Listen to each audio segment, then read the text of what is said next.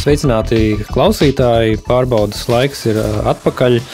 Šodien, 16. marta, tādā priekšvakarā ar mani ir Guntis Kalme. Sveicināts, Gunti. Jā, labdien. Guntis Kalme, kā lai viņu piesaka? Teologs, tā drīkst teikt? Jā, teologs, patriots, teoloģijas doktors, Lutera akadēmijas docents, varbūt pietiksies. Pārējiem pie lietas varbūt izlaižam. Šodienas saruna, protams, nav par mums, ir par datumu un par to, kas ir ap to. 16. marts un, protams, Latviešu leģions un leģionāri.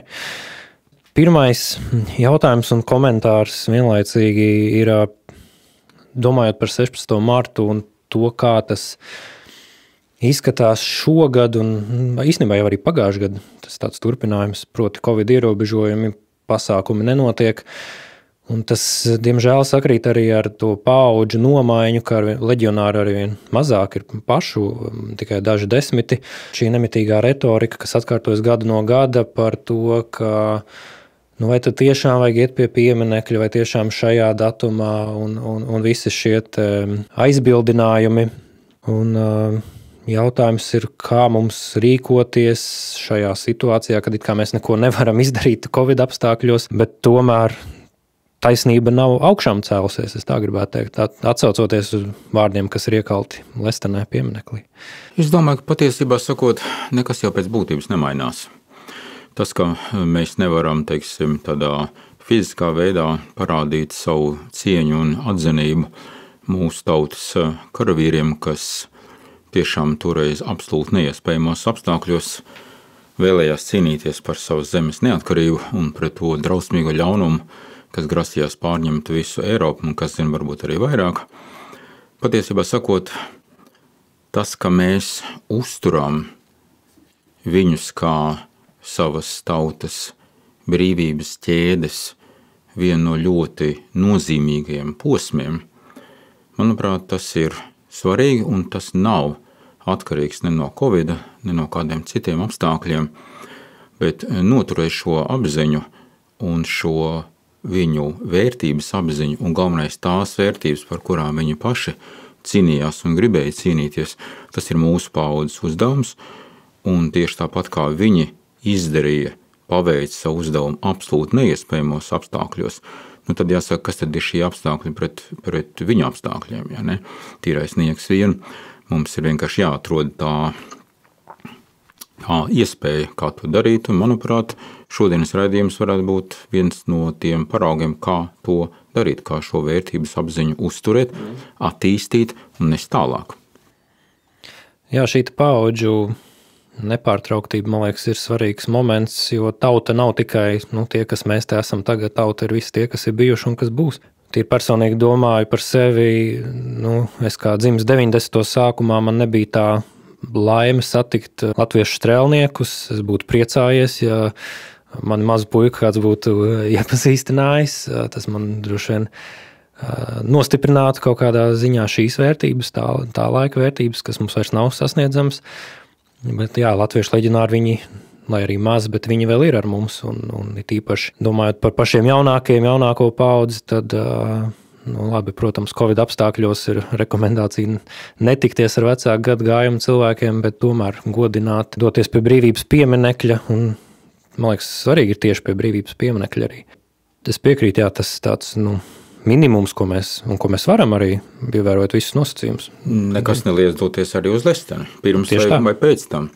Bez tam ir ļoti daudz, arī pietiekoši daudz labas literatūras, daudz ir YouTube un visos citos internetu materiālos par Latviešu leģionu, tā kā tur arī noteikti var un vajag ielūkoties, un ir daudz lietas, kas tur jau ir pa šo te neatkarības laiku pasacīts, ierakstīts, uzfilmēts. Manuprāt, tas viss ir jāizmanto. Tas viss ir vēl vairāk jāuzsver, jāakcentē un jālaiž klajā. Ko es noteikti varu rekomendēt, man pašam tāds atklājums pēdējā gada laikā 2 vīrkopa vilki ļoti daudzus leģionārus intervējuši un to visu ir ierakstījuši, un YouTube tas ir atrodams no 90. beigām, 2000. sākuma, kad vēl bija dzīvi ne tikai šī brīža leģionāri, bet virsnieki un cilvēki, kas varēja pastāstīt tās lietas, kas jau šobrīd ir zudušas. Jo, cik man zināms, laikam viens dzelzs krusta kavalieris vēl ir šajā saulē. Bet atceramies, cik viņi bija 90. Manā gadījumā es nevaru atcerēties, man tas ir stāstīts pilna kara muzeja lielā zāle. Nerunājot vēl par agrākiem laikiem, gal galā leģionā jau katrā latviešu ģimenē ir kāds, kurš bijis leģionārs tuvākos vai tālākos radiniekos. Varbūt tas, ka cilvēki nepēta savu dzimtas vēsturi, varbūt tas arī ir tāds, liek uz to tā distancēti skatīties, jo manā gadījumā es zinu savā dzimtā leģionārs, man uzreiz šī diena ir svēta, un ko līdz man kāds saka, ej viņus piemin tikai tur un tikai tad manī šī automātiskā pretestība ir. Es domāju, to, ka pats leģiona pastāvēšanas fakts ļoti zīmīgi parāda mūsu to nepārtraukto brīvības cīņu šajā ģeopolitiskajā vietā, kur mēs esam. Ja mēs pakļautos tam mūsu viena no vēsturisko okupantu Krievijas aicinājumiem, mudinājumiem vai nemitīgai uzmācībai, šo te datumu aizmirst vai kaut kādā veidā mazināt tā nozīmi, tad paskatāmies, kas tad īsti tad notiksies. Tādā gadījumā, ja mēs šo datumu vienkārši izņemam vai noklusējam, aizmirstam, tādā gadījumā 14. jūnija deportācijas, tas ir tikai tā teikt daļas tautas pārvietošana uz attālajiem PSRS rajoniem.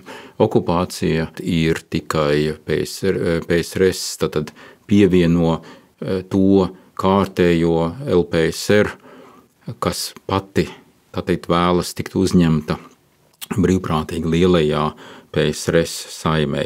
Atceramies to, ka PSRS nozīmē pastāvīgi spīdzināt, slepkavot, represēt, vai ne? Tas pats notiek uz otru pusi. Tādā gadījumā 49. gada izsūtīšana nav sots par tātad pretestība, bet tas ir tikai vienkārši viens no kolektivizācijas līdzekļiem. Tādā gadījumā patiesībā sakot, nav skaidrs, tad, par ko mēs stāvējam barikādēs, kāda tad ideāli mums vispār ir bijuši. Ja mēs kautrējamies no šīs situācijas, ja mēs esam kļuvuši tik gļēvi, kā pamatoti, kā sacīja mūsu esošais prezidents, vēl tā, kad nebija prezidents, viņš sauc šādas lietas par gļēvelatvismu. Ja mēs gļēvelatviski pakļaujamies diplomātiskam un politiskam spiedienam, tādā gadījumā vai mēs esam brīvības cienīgi? Ja mums ir bailes no mūsu vectēva, manas vectēva paudzes varonības, tādā gadījumā priekš kā mums neatkarība? Priekš kā mums? Un tie nosacītie ieguvumi, viņu jau nav. Ja paskatāmies uz Lietuvu, Krievija Lietuvas gadījumā nosodīja viņu nacionālā partizāna vadoņa pārabedīšanu. Tātad tur nemaz nevajag leģionārus. Viņiem traucē nacionālajā partizāna Lietuvā, neatkarības diena Igaunijā. Krievija jau nemitīgi tās robežas pārbīja, tā kā viņi 1000 gadus darīja. Ņemam vērā tikai to, ka tas ir viens agresors, kurš, kā viņi paši saka, всеми правдами и неправдами, cenšas palielināt savu ietekmi, un jebkurš šāds uzbrukums vai vienkārši sakot uzbrauciens, tas ir tādā izlūkošana ar kauju. Jūs tur padodaties lieliski, tādā gadījumā mēs vēl spiedīsim. Ja jūs nepadodaties, mēs meklēsim vai citu vāju vietu, vai iesim pie citiem skatīties, kur viņiem ir vāja vieta. Tas pats lietuviešu gadījums, atceramies to, ka lietuviešu partizāņi cīnījās savas armijas formās. To var redzēt pēc fotogrāfijām, vai ne? Ne jau tas, ka mēs, bijām spiesti cīnīties vācu formās, un ne jau tas, ka viņi cīnījās savās formās, ne jau formās ir jautājums, bet tas, ka pret šo ļaunumu vispār kāds cīnās. Ņemsim vērā to, ka cīņa pret šo te, uzmācīgo, bezkaunīgo, agresīvo krievu komunismu, tas ir bijis augstākās cieņas un goda vērta. Jebkurš ir pretim tai stāvējis, cīnījies, vēl vairāk ar ieroci rokā, ir nepārējoši cieņas vērts. Un tieši tāpēc mums šos cīnītājus ir jāgodā, gan mirušos, gan dzīvos, bet mēs godājam viņos tās vērtības, par kurām viņi iestājās. Tad tās ir tās pašas vērtības, kas viņus saista ar neatkarības kara cīnītājiem, ar strēlniekiem, ar visiem iepriekšējiem paudzēm. Mēs tur varam sākt kaut vai no Saules kaujas, ja, un pabeigt ar 1992. gada 25. aprīli, ja, proti ar Liepājas kara ostas Krievijas Federācijas karaspēka bloķēšanu. Tas ir tā saikne caur visiem laikiem ar visiem tiem, kas ir bijuši mūsu nācijas elite. Karavīri ir nācijas elite, jo viņi ir tie, kas jebkurā brīdī ir gatavi par šīm vērtībām atdot savu dzīvību. Kam es pilnībā piekrītu, atcerēsimies arī, kas bija leģiona virsnieki, vadoņi no latviešu vidus. Tie bija tie, kas bija no latviešu strēlnieku rindām. Bangerskis, Krīpens, tā kā tur šī pārmantojamība ir gluži burtiska. Jā, no neatkarības kara kaut tas pats Vilis Janums, tur var strīpām saukt, vēsturnieku nosēdināt līdzās un varētu, tā teikt, ņemt šķirt pēc enciklopēdijas šķirkļa, pilnīgi pareizi. Iejūtoties tā laika cilvēku domāšanā, nezinot, kas būs, skaidri redzams, ka tolaik cilvēki meklēja analoģijas un cerēja, ka atkārtosies 19. gads, jo latviešu strēlnieki viņi arī nekaroja savās uniformās. Tās uniformas, arī nosacītās uniformas 19. gadā. Vienīgais, kas bija kopīgs, bija saulītes simbols. Tas parādījās tikai tad, kad bija abu impēriju sabrukums un iespēja atjaunot savu valstu. Un mēs sitīsim tos sutainos, pēc tam to zili palēkos, un tur jau ir pateikts tas mērķis. Patiesībā sakot tas, ja leģionāriem pārmet kaut kādu militāru politisku naivumu, ka lūk, teiksim, tā situācija, kas bija 19. gadā, nevarētu atkārtoties, tas nav gluži pareizi, tas nav gluži korekti. Ja? Ir zināms, ka 45. gada jūlijā Winstons Čerčils deva savam kara kabinetam pavēli izstrādāt 3. pasaules kara sākšanas plānu. Ja, tas jau bija gatavs, tur bija visā gadījumā pietiekoši skaidri uzmests, bet arī bija skaidrs, ka lielvalstis nesāks vēl vienu karu, tūdaļ pēc milzīga asiņaina 2. pasaules kara, teiksim, pat ne tādas valsts kā Polijas dēļ, par kuru Winstons Čerčils pats atzina, ko patiesībā sakot, viņi ir faktiski viņu nodevuši, ja, un kuram vēl Baltijas valsts. Tas arī, ka Teherānā, ja, Roosevelts jokingly said, kā saka Teherānas konferences materiāli, ja, tad kā jokojoties viņš sacīja Staļinam, ka Baltijas valsts dēļ viņš jau ar viņu nekarošot. Tā kā šis nav jautājums par kaut kādu mūsu politisko netāla redzību, ja, bet vienkārši par lielo valstu amoralitāti. Teiksim, pavisam tieši un skaidro. Ne? Atcerēsimies arī to, ka 2. pasaules karā pat lielvalstis nevarēja izvēlēties savus sabiedrotos pēc morāliem principiem, bet tikai pēc konjunktūras, pēc tā brīža izdevīguma. Atceramies to, kā PSRS, vai sacīsim vienkārši Krievijas 4. impērija, 3. daļu no 2. pasaules kara bija sabiedrotā ar nacistisko Vāciju 22 mēnešus, vai ne? Un tikai pēc tam, tad, kad Hitlers viņam pašiem uzbruka, vai ne? Tad viņi mainīja sabiedrotos vai iegūt citus sabiedrotos. Antiburžuāziskās nostādnes piepieši tika aizmirstas un tam līdzīgi. Ja? Un tieši tas pats attiecās arī uz sabiedrotajiem, vai ne? Viņi bija tik tālu, diemžēl, sapinošies ar šo te Krievu imperialismu, kā Nirnbergas tribunālā viņi, teiksim, nevarēja piestādīt prasības tādas, kas būtu pareizi, tiesāt visus kara noziedzniekus, ja? Piemēram, to pašu Katiņas lietu, to neizskatīja. Ja? Faktiski piesedz. Jā, tieši tā. Jā. Mums jāsaprot ir tas, ka negluži vienmēr viss ir atkarīgs no mums, bet tas, kas ir atkarīgs no mums, tas mums ir jādara, punkts 1, un punkts 2, ka Dievs jau ļaunumu ir notiesājis, un ļaunuma impērijas brūk viena pēc otras. Ja? Tas, kā mums nācās uz šo ļaunuma impērijas sabrukumu gaidīt gadus 50, priekš vienu cilvēku tas ir daudz, priekš vēstures tas ir ļoti maz. Un mēs redzējām to, ka pusgadu laikā šī ļaunuma impērija sabruka no iekšienes. Nesabruka tāpēc, ka viņai kāds grasījās uzbrukt vai uzbrukt, it nemaz ne. Esmu jautājis, teiksim, savu laiku kādiem militāristiem, cik daudz vajadzētu kara materiālu, es nezinu, strateģiskās pārnotās un balistiskās raķetes, kreisorus, aviācijas bāzes kuģis un cik tanku armijas, lai šo te megabriesmoni uzveiktu, un teica, nav pat teoretiskas atbildes. Nav. Dievam vajadzēja tikai pusgadu. Nedaudz.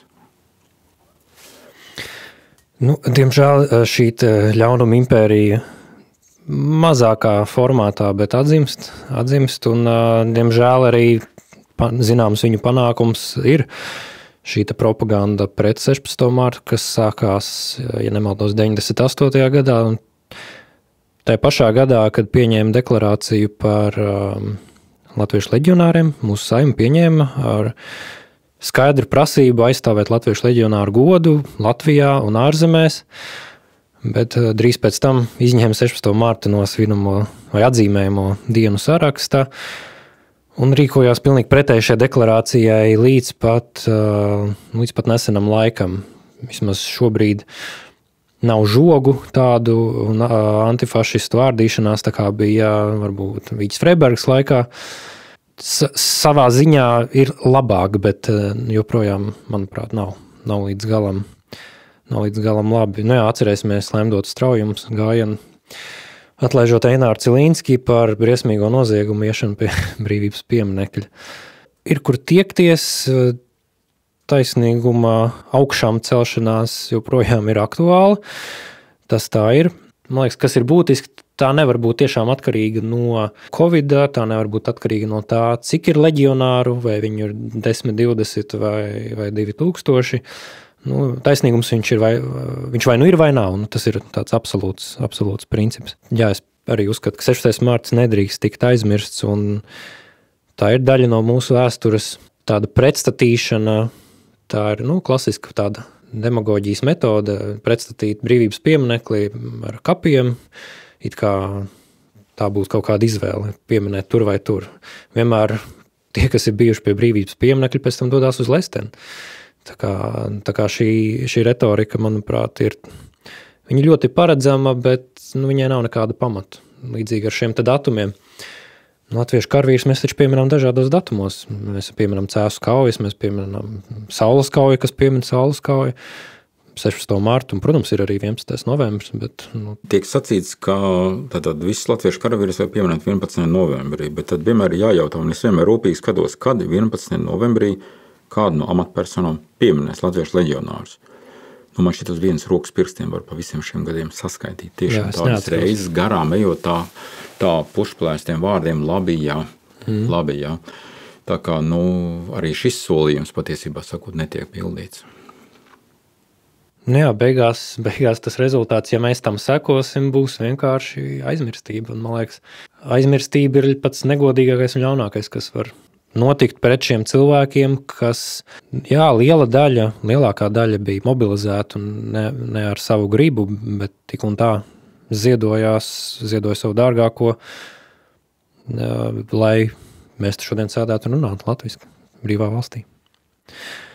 Vēl jāņem vērā viena tāda nekonsekvence. Labi, mēs atzīstam nacionālus partizāņus un viņus godinām, arī nepietiekoši, manuprāt, bet atcerēsimies to, ka vairāk kā 4000 no 19. divīzijas pēc kapitulācijas iegāja mežā un cīnījās, uzreiz kļūstot par vienību izcilākiem kaujiniekiem, komandieriem, vadoņiem, un viņu cīņas līdz pat 50. gadu sākumam ir tomēr kaut kas izcils un kaut kas tāds, kas būtiski ietekmēja arī, mūsu tautas pašapziņu.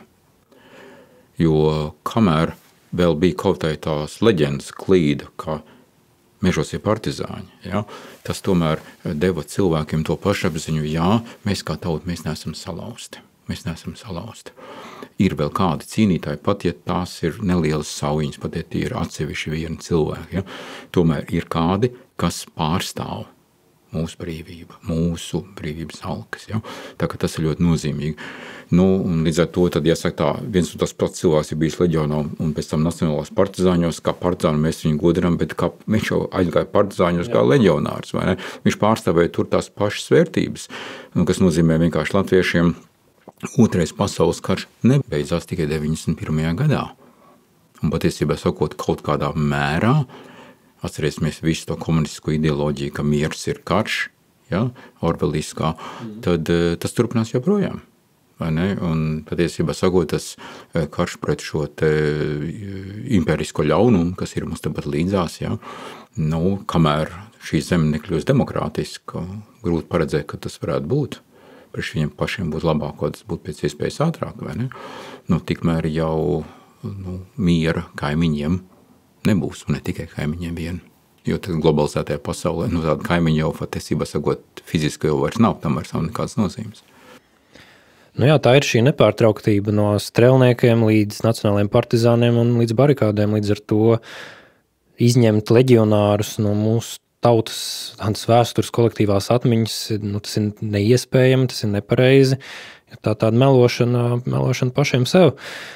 Ir, protams, tāda otra pieeja, kas arī ir izplatīta, uzsvērt šo leģionāru kā upuru tādu lomu, ka šī nelikumīgā mobilizācija, kas, protams, bija nelikumīga un pretrunā starptautiskajām normām, tas tā bija, bet tomēr liela daļa leģionāri, mēs paskatāmies, tie ir cilvēki, kas jau 41. gadā stājās partizānos, lai cīnītos pret bēgošo sarkano armiju, pēc tam policijas bataljonos, pēc tam leģionā. Brīvprātība arī ir patiesība, tāpat kā šī mobilizācija, tāpat arī ir patiesība leģionāru varonība. Un mēs nevaram teikt, ka tie bija tikai upuri, ja mēs redzam to kaujas prasmi un kaujas spējas, ko parādīja tie paši 12 leģionāri, kas ir apbalvoti ar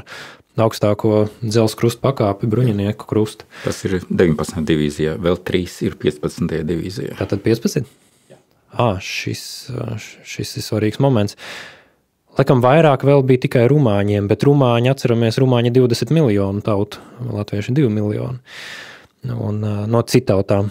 Un vācieši jau tāpat vien droši vien nedalīja šos ordeņus, palasot arī aprakstus, par ko šie vīri to ir dabūjuši, un tur ir pilnīgi skaidrs, ka tā ir bijusi milzīga motivācija, ticība šī mērķa svētumam, kas tobrīd bija reāls apdraudējums latviešu tautai, pret ko viņi cīnījās, jā. Te noteikti vajag atcerēties to, ka tas, teiksim, tie, kas aizgāja brīvprātīgi, jau sākot ar 41. gadu, pirmkārt jau, protams, partizāņos, ja, un vēlāk, teiksim, kur kādi iestājās pa vienam, un vēlāk arī, teiksim, tudē pat pašaizsardzības vienībās, kas tika Štālekera atlaistas un tika veidot pašaizsardzības rotas pēc tam bataljonu, ka šajos bataljonu cilvēki stājās aiz milzīgā sašutuma un aiz dusmām, un patiešām aiz normāli saprotams cilvēciskas vēlmes atmaksāt, un vēl aiz, varētu teikt, varbūt tiešām naivas domas, kā uzbrukošais vācu karaspēks, un viņu rindās varēs atbrīvot savus tuviniekus, kas tika izsūtīti uz Sibīriju, vai ne? Mēs zinām, teiksim, šo te baiso deportāciju, kas tad šim te Krievu komunismam ir normāla sovietizācijas prakse, tas notikās visās viņu okupētajās teritorijās, pirms 2. pasaules kara, pēc 2. pasaules kara, ja, tas nav nekas jauns, nekas neparasts. Tā ir vienkārši viņu pēdiņās normāla prakse. Ja. Vēlme atmaksāt ir tikai, kā pasaka, cilvēku mīlestības otra puse. Ja. Neviens negribētu atmaksāt par kāda cilvēka pārdarījumiem, fizisku nāvi, deportāciju, pazemojumiem, ja viņš viņu nemīlētu, vai ne? Tad būtu tikai vienaldzība. Šī gadījumā atceramies to, cik lielā mērā un cik baisi šis te Krievu komunisms izreģinājās ar latviešu tautu, vēl vairāk ar Latvijas armiju. Ja, tur tos ciparus var saukt, un vēsturnieki vienmēr atrod vēl kādus jaunus un tam līdzīgi. Ja. Atceramies, teiksim, kad vairāk kā 200 zīdaiņus vien izsūtīja šajās lielās deportācijas 14,454 cilvēki. Ir citi dati, kas ir lielāki, vai ne, un tikai 4 no šiem zīdaiņiem atgriezās vispār izdzīvoja. Vai ne. Nu, lūk, jā, ļoti daudz no latviešu virsniekiem tika represēti, nogalināti, tāpat arī karēvi, instruktori. Patiesībā sakot, ja mēs salīdzinām tos ciparus ar to skaitu, kas gāja bojā, teiksim, neatkarības karā, tad jāsaka tā, neatkarības karā gāja bojā nedaudz vairāk par 3000. Šajā gadījumā, jā, mēs kā tauta zaudējam daudz vairāk, plus vēl baisais morālais pazemojums, jā. Nu, lūk, tad šis te palieciet savās vietās, mēs zinām, teicējs palika savās vietās, nekas nepalika. Nekas un neviens, vai ne? Tur ir tā lieta. Es reiz redzēju viena militārā vēsturnieka kabinetā tādu uzrakstu, vai ne? Palieciet savās vietās, tālāk krieviski, zavami pridūt. Nu jā, bais ironija, tā tas arī bija.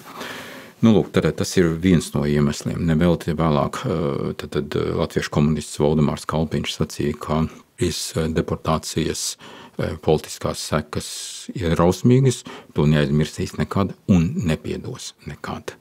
Nu, viņam ir pilnīgi taisnība. Šajā gadījumā tā teikt komunista pravietojums joprojām izrādās patiesas. Ja? Nu, atceramies to, ka tātad, protams, arī vāciešiem nevajadzēja latviešu leģionu kā vienību.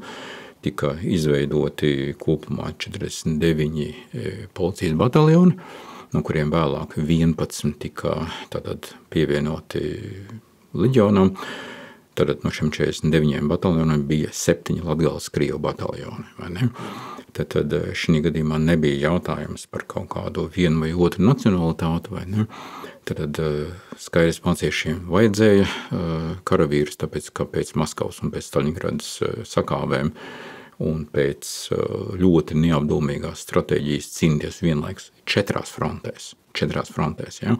Pilnīgi skaidrs, ka tas bija jautājums tikai par to, kad un kādā veidā Vācija zaudēs, bet tas pilnīgi skaidrs. Atcerēsimies arī to, ka šajā karā mēs cīnījāmies pret abiem okupantiem. Abiem. Tātad pret PSRS mēs cīnījāmies ar partizāņiem un ar leģionāriem pirms un pēc, viņiem bēgot ārā un jau viņi ienākot viņam kā okupantiem, otrais kā partizāņi un kā leģionāri 43. līdz 45. gadam. Pret vācu okupāciju, jā, mēs, ja tā varētu teikt, stāvējam pretī viņiem ar šo te pašpārvaldi, zemes pašpārvaldi saucamo, vai ne? Tik daudz, cik tas bija iespējams, tas bija ļoti ierobežot, un tomēr, ja mēs palasam tā laika dokumentus, tad, teiksim, tā pretestība, ko viņi izrādīja Vācijas varām, nekas tāds pat ne 100 daļa nebija iespējams komunistu, teiksim, pārvaldes laikā vēlāk, jā. Un pat, protams, ļoti nelielā, bet tomēr tīri simboliskā kurliešu cīņa. Pat viņas pašās vācu formas tērpos, no kuriem tāpat arī bija daudz apbalvot ar dzelzs krustu, vai ne, cīņa leitnanta Rubeņa bataljona sastāvā 44. gada 18. novembrī. Vai ne? Šajā kaujā viņi cīnījās pret 3-kārt lielāku pretinieku spēku un uzvarēja. Jā. Šajā cīņā krita pats leitnants Rubens. Vienība tika, teiksim, izkliedēta, bet ļoti zīmīgs kā precedents tas ir. Jā, atceramies Latvijas centrālo padomi, kurai bija padots šīs leitnanta Rubeņa bataljons un kurliešu kopumā, vai ne?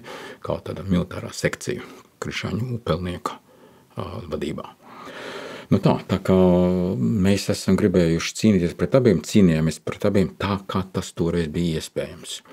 Un tāpēc ir svarīgi ieraudzīt un apzināties to, ka mūsu vēsturi kopumā, sākot no Saules kaujas un beidzot līdz 92. gada 25. aprīlim, tad ir viena nemitīga latviešu tautas brīvības alku, pretestības cīņu un uzvaru vēsture. Ja? Tas tikai nozīmē to, ka nevajag mums gausties par saviem zaudējumiem. Zaudējumi ir katrai tautai. Vajag ieraudzīt to lielo vēstures mega faktu. Mums ir sava valsts. Mums ir sava valsts. Daudzām citām tautām virs zemes nav savas valsts. Absolūti lielākajam daudzumam, vairumam nav savas valsts. Tādas ir tikai 194 tautām. Mēs esam viņu vidū. Mēs neesam starp lielākajiem. Mēs neesam izratiņiem bagātākiem. Mēs neesam vēl daudzā citā ziņā līdzās nostādāmi, teiksim, citām kuram, teiksim, šī valsts jau ir varbūt krietni ilgāku laiku, bet kā valsts mēs esam līdzvērtīgi, mēs esam valstu saimē. Nu, lūk, kas nozīmē tikai to, ka mums ar šādu valstisku pašapziņu arī ir jādzīvo un jāiestājas par savām vērtībām, tieši par tām pašām vērtībām, par kurām toreiz iestājās leģionāri. Viņi cīnījās toreiz, mums ir jācīnās šodien. Katram ir sava cīņa, katrai paudzei ir sava cīņa. Viņam bija toreiz tāda cīņa, tādi ienaidnieki, patiesībā sakot, tas pats, kas šodien. Vēsture šajā ziņā nemainās. Tieši tā. Manā skatījumā tiešām leģionāri bija tie, kas savā ziņā nodzēsa 40. gada kaunu un nepretošanās kaunu, pie kā mēs kā tauta nebijām vainīgi. Un tā vietā, lai to uzsvērtu, sajūta, ka ir politiķi un cilvēki, kas grib šim vienam kaunam vēl uzlikt pa virsu papildus kauna, ka lūk, leģions ir bijuši ne tajās formās, ne tajā vietā, ne tajā laikā, it kā tiešām viņiem būtu bijusi šī izvēle. Protams, no šodienas skatījuma, sēžot ērtā divānā, nezinot visus tos apstākļus, kas tolaik bija, kā viņiem tolaik bija, tā ir ērti spriest. Manuprāt, te prasās tomēr pazemība, cieņa pret pašu senčiem, izpratne, vēlme iedziļināties. Un visi šie argumenti jau lielā mērā izskanēja. Latviešu leģions tiešām kā tāda mūsu nacionālās pretestības nepārtrauktības posms, bet arī tādā ilgstošākā laika posmā, ja skatāmies vēsturē, spiediens no Krievijas, viņš jau ir bijis vismaz 1000 gadus, un no senākajām kronikām mēs redzam Sakāves zemgalē, vēl pirms krustnešiem, Smoļinas kauja, vēlāk 16. gadsimtā, un šī te nemitīgā vēlme cirst logu uz Eiropu, viņa ir bijusi. Ja kaut kas mūsu vēsturē ir nemainīgs, tad tas ir tas ir šis te mūsu austrumu kaimiņš. Sabiedrotie mums ir bijuši visdažādākie cīņā pret šo apdraudējumu. Šodien tā ir informatīva cīņa. 16. marts ir daļa no šīs informatīvās cīņas. Viens tāds svarīgs priekšpostenis. Arī esot šajos 16. marta pasākumos pirms vairākiem gadiem, tā arī vienmēr bijusi tā sajūta, arī organizējot, ka mēs te noturam kaut kādu savu teritoriju, savu vērtību teritoriju. Tīpaši atceroties mirkli pēc Ukrainas kara, pēc Krimas okupācijas, visādas runas klīda, ka kādas tik provokācijas nebūs un tam līdzīgi, bija cilvēki tiešām sabaidīti, bet man liekas, mēs kaut kādā ziņā tomēr esam noturējuši šo 16. martu, un es gribētu varbūt nobeigt šo raidījumu tādas pozitīvas nots, ka mēs esam noturējuši, bet mums ir jāturpina noturēt 16. marts, jo attieksme ir mainījusies, viņa kopumā ir labāka, atbilstošāka, bet ne tuvu tās. Varbūt vajag filmu kādu, kā par latviešu strēlniekiem bija pat Dvēseļu putenis, jo vajag tos jauniešus kaut kā iesniegt, jauno paudzi. Es domāju, ka vajag ar viņiem runāt viņu valodā. Tieši tā, kā tas ir viņiem svarīgi, un aizraut kādu nelielu entuziastu sauju, un tālāk, ja viņi paši izdarīs un parādīs to, kā tas ir tas, kā tas viņus uzrunā un kā viņiem pašiem to vajadzētu. Patiesībā sakot, daudzi no viņiem noteikti šodien ir tajā vecumā, kurā bija, teiksim, mans vectēvs, kurš tāpat cīnījās 19. divīzijā, vai ne? Un attiecīgi pēc tam Vorkuta un Českas gana, vai ne? Un vispārējais no tā izrietošais. Tad ar ko viņi, kā cilvēki, būtu savādāk, ja viņus tagad laika mašinā ielikt un pārcelt tur atpakaļ, vai ne? Situācija būtu nemainītos, vai ne? Tad viņi varētu to piedzīvot, un lūk viens filmas sižets, laika mašīna, pārceļam cilvēkus atpakaļ, un viņi ir tur, vai ne? Tad, kā tad viņi paši rīkotos zinot to, ka vai nu tu cīnies, vai ne, un tad tev ir vismaz tu vari aizsargāt sevi, un tu vari aizsargāt savējos, vismaz tu vari krist, mirt kā īstam vīrietim pieklājas ar ierodas rokās, vai ne, vai ir tev vienkārši, tā teikt, savažos un kā vergai sūtīs uz Sibīriju, kā tas ir daudziem mūsiem notikās, jau. Tad šis ir jautājums par to īsto vērtības apziņu, kas ir tas manā dzīvē tik ļoti vērtīgs, par ko es varu arī mirt. Kas ir tas manā dzīvē? Un ja es to nezinu, tad kāpēc dzīvot? Pavisam vienkārši. Ja? Un ja cilvēks zina, kādēļ viņš dzīvo, kas ir tās augstākās vērtības, tad viņam nav žēl dot arī savu dzīvību par to. Bet ir svarīgi, ka mums ir šīs vērtības, mēs viņas apzināmies, mēs varam viņas noformulēt, mēs varam nosaukt pēc kārtas, ja? Tā ir mūsu tauta, tā ir mūsu teritorija. Šodien ne tikai vairs fiziskā teritorija, bet jau arī informatīvā kultūras vērtība teritorija un tam līdzīgi. Ja? Tā ir mūsu valoda, tā ir mūsu kultūra, tā ir mūsu valstiskā pašapziņa. Ja? Tad beigās mūsu politiskā pašapziņa ir mūsu valsti, ir Latvija, tad ir latvieši, ir latvietis, tad ir jābūt latviešu valstī. Pavisam vienkārši, ja? Mums ir jāzina šīs te vērtības, mēs varam viņus nosaukt, un līdz ar to mēs varam ar viņus aizstāvēt, un vajag viņus aizstāvēt, un vajag viņus attīstīt. Jo šodienas globalizētajā pasaulē mums jāatrod tas veids, kā mūsu vērtības ne tikai nosargāt, tā ir pasivitāte, bet kā viņus attīstīt. Kā viņus attīstīt tā, kā tas ir iespējams šai laikā, izmantoja šī laika līdzekļus. Mums ir ļoti daudz lielisku līdzekļu, kas nebija, teiksim, leģionāru paudzēm, nevarēja būt, bet mums ir, un viss jautājums tikai par mūsu jaunradi. Iespējas ir, vajag tikai tiešām vērtību apziņu. Uz šīs nots